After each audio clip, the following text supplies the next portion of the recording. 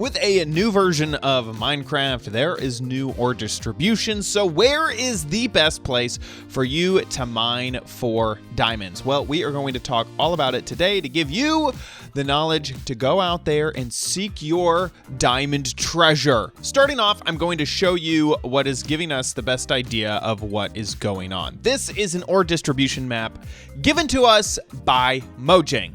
Over here on the side, you can see that this is the 1.17 version of things, 1.17 and earlier, and this is 1.18. So first I'm going to zoom in here and show off a little bit of 1.17. So obviously this is where the water level is, and everything down here is underground. And this is where the ground ended, right here at 0. And this is where we got our diamonds. And as you can see, the diamonds are just in a big old block. Over here, what is this?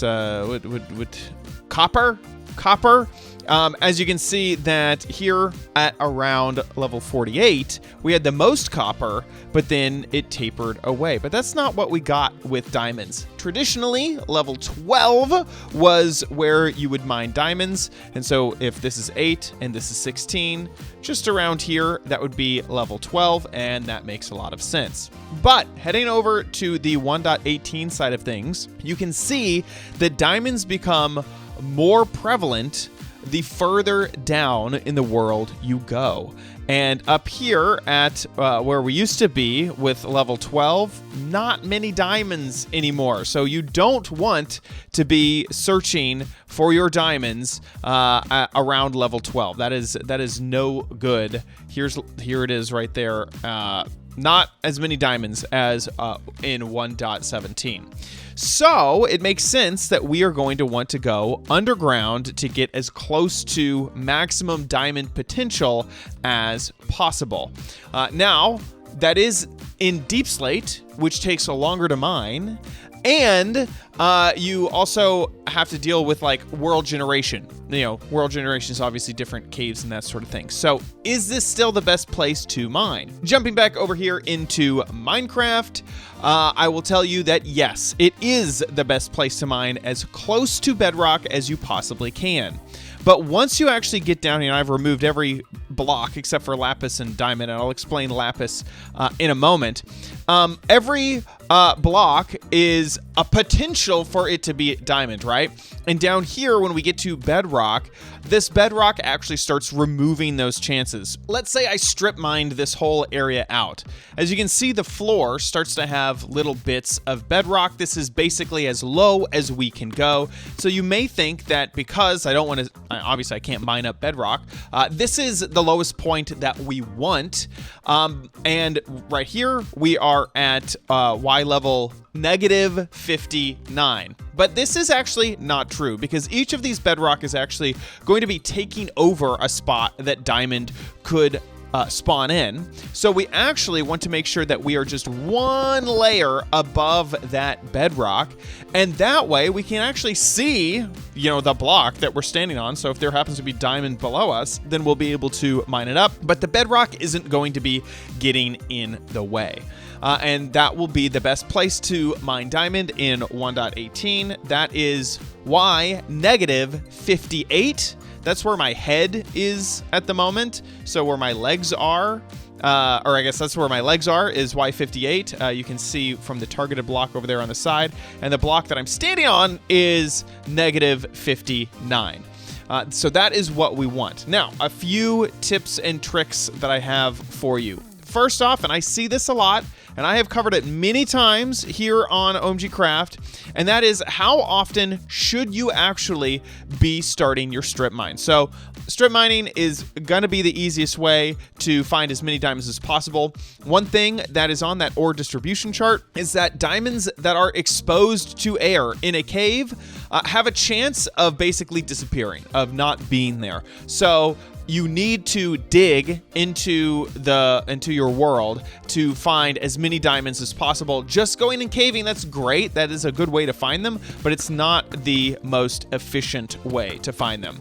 So you're going to want to strip mine in a straight line, and eventually you'll run into some diamonds. But I see this all the time, that people will strip mine and create a tunnel and then go 1, 2, and then create another tunnel. And the thought process is you are able to see every single block that way, right?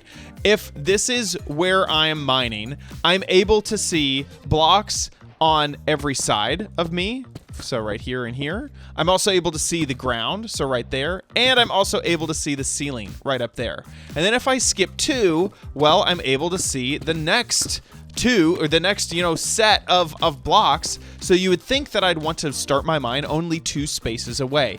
No, you don't want this. The reason is because there's a difference between efficiency and thoroughness. If you want to be as absolute thorough as possible, sure, you can use this method of skipping 2 blocks. But if you want to be efficient and make as many diamonds as possible in the least amount of time, then you actually want a lot more space. And the reason is this. Let's say I mine out this direction and I see this diamond in the wall. Hooray. Now I have cleared out that diamond.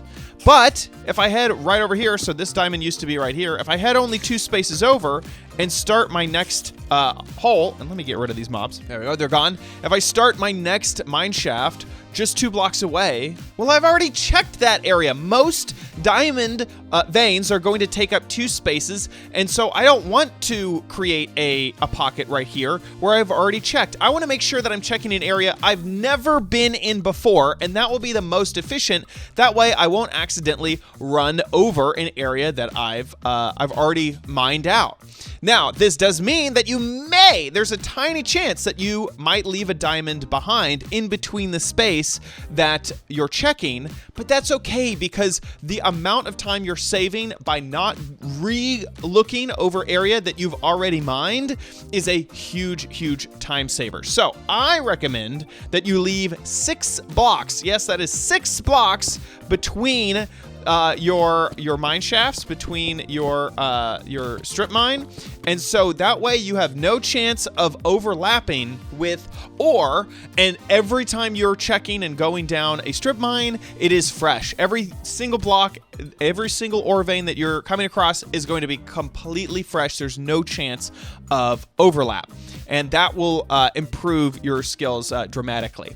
Another thing is that I want to talk about the lapis hack. In 1.17, we had the ability, if you found lapis, you could look north, go about 4 blocks, dig up or down, and find diamond. And it looks like that has been removed from 1.18. I made sure to remove everything in this area that, except for, obviously this kind of threw me for a loop, but most blocks, I had a function ready to do this, and everything but obviously the diamond and the lapis, and I also left in some iron ore here. And so this is northward, and so every once in a while we kind of got a situation where it's like maybe we found some diamond. Over here, once again, like maybe this is working. It kind of gave me some hope that this trick is still working, but most of the lapis over here does not have any diamond nearby. And the trick is anytime you hit a chunk border that you would restart. So here are my chunk borders. So you can see I counted 1, 2, had to go to the beginning of had to go to the other side of the chunk border and continue counting. So unfortunately, that looks like it is been removed. And the other thing is there was a hack where you could find clay in a swamp and then dig down, go a certain number of blocks in a single direction and dig straight down and you might find diamond. That also looks like it has been removed. So it is back to manually strip mining to find your diamond. Now, I mentioned that this is deep slate earlier and no longer stone. So you will be mining in deep slate instead of stone, but that is okay because deep slate does take twice as long to break as stone, but there is like 75% more diamond underground, and so or at this level at -58, so you're going to be able to get more diamond than than in 1.17. So even though there is Deep Slate and it is slower to mine, you're going to be better off in the long run being way down here where the spawn rates are a lot better. You're going to find a lot more diamond. And my final tip that I have for you is fortune, fortune, fortune.